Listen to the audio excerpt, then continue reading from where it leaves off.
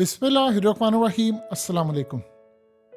आप जानते हैं कि एक तरफ पाकिस्तान की मजबूरी माशी जो सूरत हाल है वो कितनी ज़्यादा ख़राब है, यानी उनके मामलात क्या हैं। अब एक पाकिस्तान के लिए बहुत ही बड़ा मसला पैदा हुआ है, वो आया है ईरान की जानिब से। अब कहानी कुछ ये है कि ईरान के साथ हमने गैस पाइपलाइन मुआहिदा किया था 2014 में। अभी जो गैस पाइपलाइन मुआहिदा था, इसमें जैसे ही हमने मुआहिदा किया तो अमेरिका ने जाहिर सी बात है पाबंदियों की बात की कि हम पाकिस्तान पर पाबंदियां आयद कर देंगे अगर आपने मुकम्मल किया। ईरान अपनी साइड से वो मुआहिदा मुकम्मल कर चुका है और वो अरबों डॉलर्स का है। और ये ज़्यादा पुरानी बात नहीं है, जब हमने ईरान से मुआहिदा किया तो तब उस पर पाबंदियां लगी हुई थी। ये आप ज़हन में रखिएगा, हर तरह की पाबंदियां थी। तो हमने फिर 2014 में उसके साथ मुआहिदे पर दस्तखत क्यों किए। अब हुआ ये है, ईरान ने कहा है पाकिस्तान को कि आपके पास सिर्फ 2024 तक का टाइम है। अब उसमें 2024 का स्टार्ट भी हो सकता है, पहला क्वार्टर भी हो सकता है, कुछ भी हो सकता है।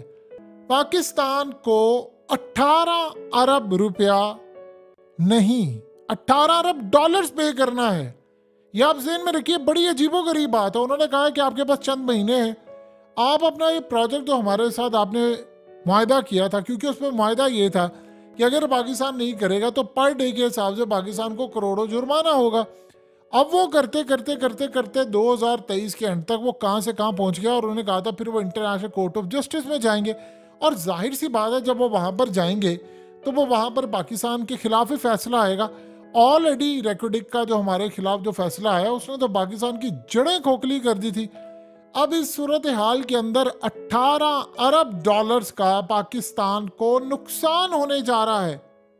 हमने अमेरिका से बात की है कि आप हमें रिलैक्सेशन दे, कुछ करने दे, कुछ मामलात करने दें, लेकिन उसने कोई भी ऐसी बात नहीं कही, यानी उन्होंने हमें कोई रिलैक्सेशन देने को वो तैयार नहीं हुआ। जाहिर सी बात है वो नहीं होगा।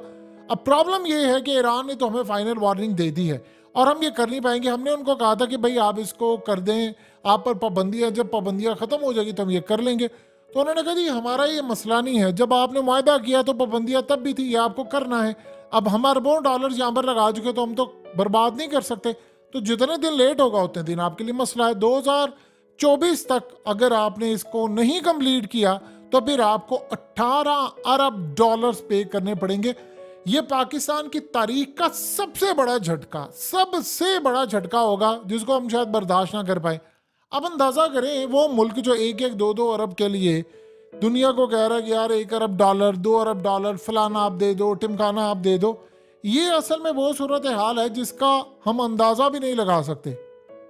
लेकिन यहां पर जब हमें 18 अरब डॉलर पे करना पड़ेगा, तो जब इंटरनेशनल कोर्ट ऑफ जस्टिस से फैसला आ जाएगा तो आपको पे करना ही पड़ेगा। फिर आप कैसे करेंगे? फिर आप क्या आपने कोई उनको असासा देंगे, पिया ये तो हमारा वाली खराब हो गया, बर्बाद है, तो हम उनको क्या देंगे? हमारे पास तो पैसे नहीं है। अब इसकी पेशा नज़र चीज़ बड़ी अजीबोगरीब एक और भी ख़राब हो जाएगी, और वो ये ख़राब होगी कि उसके बाद जब वो हमसे पूछेंगे कि आप हमें सिर्फ इतना बता दीजिए कि आपने, यानी IMF हमसे पूछेगा कि आपने हमसे जो अगला पैकेज लेना है, तो जब इंटरनेशनल कोर्ट ऑफ जस्टिस का अगर फैसला आ जाता है पाकिस्तान के खिलाफ नेक्स्ट, जब भी 2024 में, उसके बाद का जो भी पैकेज होगा, तो हमसे पूछेंगे कि भाईजान आप ये पैसे कैसे अदा करेंगे, पहले तो आप हमें ये बताएं। हम उनके पैसे कैसे अदा करेंगे? अभी इन्वेस्टर जो है वो हमारे मुल्क में, हम उनको कह रहे हैं कि इन्वेस्टमेंट करो, फलाना करो, ये करो, वो करो, तो हम उनको कैसे कहेंगे? हम उनको कैसे कहेंगे कि आप हमारे मुल्क के अंदर इन्वेस्टमेंट करें? वो कहेंगे अगर हमने इनको पैसे दिए ये तो ईरान के वापस पैसे कर देंगे। और यही कंसर्न्स हो गए IMF के। तो आप बताइए कि आप कहां पर स्टैंड करेंगे? यानी ये वो सूरत हाल है कि जिसका हमें अभी तक अंदाजा ही नहीं हो पा रहा। देखिए, सवाल ये पैदा होता है कि जब हम मुकम्मल नहीं कर सकते थे तो हमने मुआहिदा किया क्यों? क्या आप पे कर सकते हैं? यानी खाया पिया कुछ नहीं, गिलास तोड़ा 12 ने, यानी ये सूरत हाल है कि कुछ नहीं किया, नुकसान करके आगे। अब यहाँ पर हमारी पोजीशन बहुत ज़्यादा वीक हो चुकी है, और इतनी ज़्यादा वीक हो चुकी है कि जिसका हमें खुद भी इदराक नहीं है।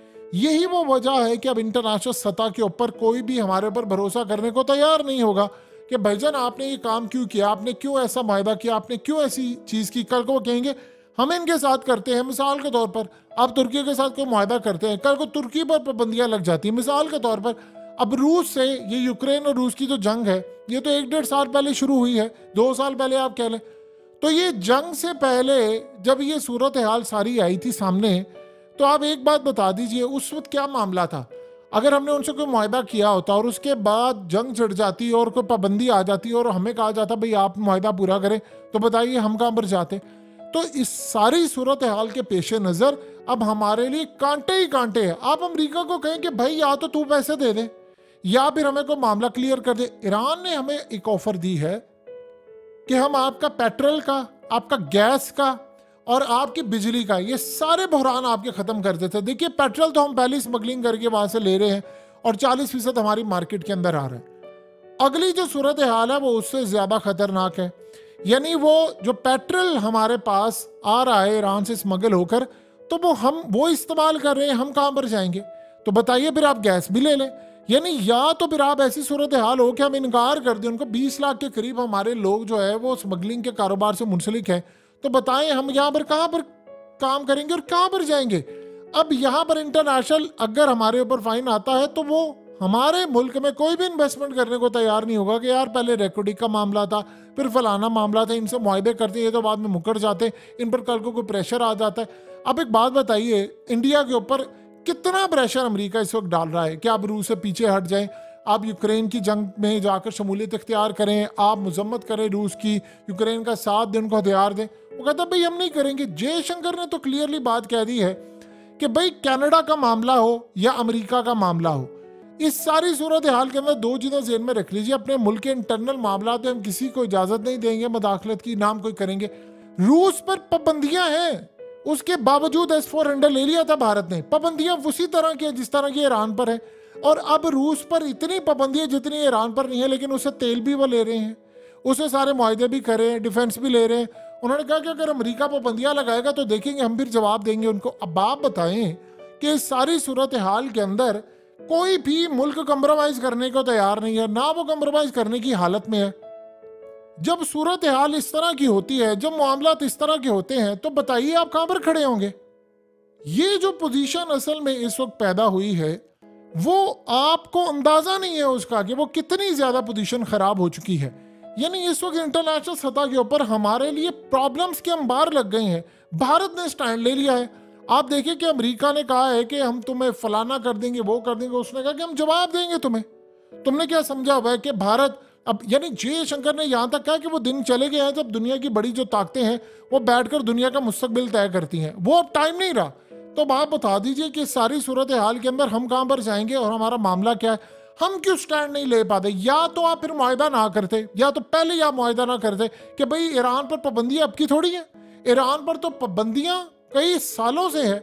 यानी उसको तो पाबंदियां हुए कितना अरसा गुजर गया है, ना उसकी को खुमैनी की हुकूमत को माना। तो भाई अगर उन्होंने वहां पर उसकी हुकूमत को तस्लीम नहीं किया था, थ्रू आउट इतने सालों से पाबंदियां थी, तो आप बता दीजिए फिर हमने उनके साथ मुआहदा क्यों किया? और अगर मुआहदा कर लिया तो फिर आपको पूरा करना चाहिए। इस्लाम की रूह से भी आपने मुआहदा पूरा करना है। अब आप बताइए कि सारी सूरत हाल में ईरान कहता है आपको सस्ता पेट्रोल दे देंगे, आप हमसे ले लें, आपकी बिजली का मसला हल कर देंगे। अब अफगानिस्तान को देख लें, वो तो ईरान से सारी चीज़ें ले रहे हैं। अब ईरान आगे जा रहा है, वो तुर्की से मुआहदे कर रहे हैं। अब बताइए हम किस बंदे को, किस मुल्क को बीच में डालेंगे कि हमारा मसला हल करेगा? हमारे पास एक ही मुल्क रह जाता है, वो चाइना। तो चाइना अगर आज ईरान के मामला में मुदाखलत करेगा तो कल ईरान भी चाइना के मामला में मुदाखलत करेगा। एक ही आज आके मुल्क रह जाता है और वो है रूस। और रूस से हमारे किस तरह के ताल्लुकात है ये सबको पता है। तो आप बता दें कि सारी सूरत हाल के अंदर हम स्टैंड कहां पर लेते हैं? हम जहां पर स्टैंड लेते हैं उसका तो दूर दूर तक कोई मामला आपको नजर ही नहीं आता। यानी अब वो मामला हो चुके हैं, अब सूरत हाल वो हो चुकी है कि ना कोई मुल्क आपके मुल्क के अंदर मुदाखलत करने को तैयार है। देखिए सऊदी अरब ने हमें पैसे दिए थे, आज से 2-3 साल पहले की बात है। तो उन्होंने साथ ये कहा था कि अगर ये जो एग्रीमेंट नहीं होता तो फिर ये सऊदी अरब की कोर्ट के अंदर चलेगा। यानी कोई हमारी कोर्ट पर भी भरोसा करने को तैयार नहीं है और हमें यह देखना है कि हम यहाँ पर किस तरह पहुंच गए हैं। अब आप एक बात बता दें, अगर आप ईरान से गैस ले लेंगे, आप यकीन कीजिए आपके पूरे मुल्क में गैस का मसला हल हो जाए। वरना सर्दियों में जब आती हैं तो वो गैस नहीं है, बिजली नहीं है, फलाना नहीं है, ये नहीं है। आप अगर वहाँ से सस्ती गैस लेंगे तो आपकी जो इंडस्ट्री है वो चलना शुरू हो जाएगी। आप बांग्लादेश और भारत के मुकाबले में सस्ते कपड़े और चीज़ें बनाकर देंगे क्योंकि आपकी फैक्ट्री चलना शुरू हो जाएंगी। एक चीज़। नंबर 2 सूरत हाल है आपके मुल्क के अंदर गैस का मसला ही हल हो जाएगा। आप महंगी गैस से छुटकारा हासिल कर लेंगे। आप वहाँ से पेट्रोल लेंगे, आपका पेट्रोल का मसला ही हल हो जाएगा सारा। बिजली का मसला उन्होंने कहा हम आपका हल कर देते हैं, क्योंकि आपको गैस मिलेगी। आप बताइए और हमें क्या चाहिए, यानी इस सारी सूरत हाल के अंदर और हमें क्या अपॉर्चुनिटीज चाहिए, हमें क्या मामला चाहिए, हमें क्या बेहतरी चाहिए। ये वो तमाम चीज़ें हैं कि जिसमें हमें सिर्फ फ़ायदा ही फ़ायदा है, लेकिन हम अमेरिका के प्रेशर की वजह से देखिए अब दुनिया के अंदर आप अर्दोगान को देखिए, H-400 उन्होंने लिया, उसने कहा मैं तुम पर पाबंदी आयद कर दूंगा, उसने कहा कर दो। उन्होंने उस पर कुछ पाबंदियां लगाई हैं तो क्या हुआ, अब तुर्की का आपने क्या कर लिया, अर्दोगान खड़ा है। इसी तरह अमेरिका का जहां तक मामला है या किसी और का मामला है, दुनिया परवाह नहीं कर रही है। सऊदी अरब भी परवाह नहीं कर रहा। बताइए सऊदी अरब ने कोई परवाह की? उन्होंने ईरान के साथ सुलह कर ली। हमें इस वक्त वो देखना है कि हमारा कहां पर फायदा है। अगर हम अपना फायदा नहीं देख सकते तो फिर एक बात ज़हन में रखिएगा, ये $18 अरब आपको पे करना पड़ेगा। समझ से बात बाहर है कि हम इसको कैसे पे करेंगे। और आने वाले वक्त के अंदर जो सूरत हाल पैदा हो रही है, हमारे पास तो पैसे ही नहीं है, ना कोई इन्वेस्टमेंट है, ना बाहर से कोई पैसा आ रहा, तो हम कैसे ये करेंगे सारा काम।